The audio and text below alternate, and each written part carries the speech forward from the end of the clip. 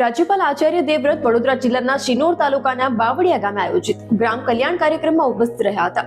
આ દરમિયાન તેમને ગામના સર્વાંગી વિકાસને ધ્યાનમાં રાખી અનેક પ્રવૃત્તિઓમાં નેતૃત્વ કરીને ભાગ લીધો હતો અને ગામ લોકોની સાથે આત્મીય સંવાદ કર્યો હતો।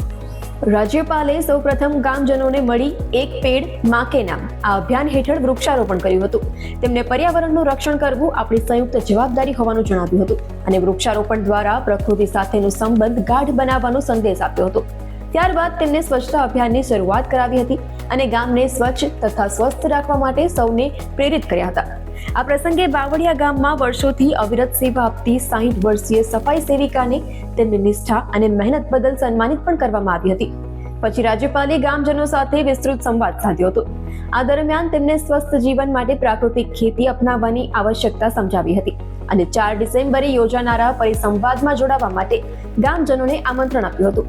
તેમને આસપાસની સફાઈ જાળવવી, ગામને સ્વચ્છ રાખવું અને અન્ય ગામો માટે ઉદાહરણરૂપ બનવું એ બાબતો ઉપર ભાર મૂક્યો હતો। સાથે જ વધુમાં વધુ વૃક્ષો વાવી હરિયાળું તથા સ્વચ્છ પર્યાવરણ જાળવી રાખવા માટે પણ અપીલ કરી હતી।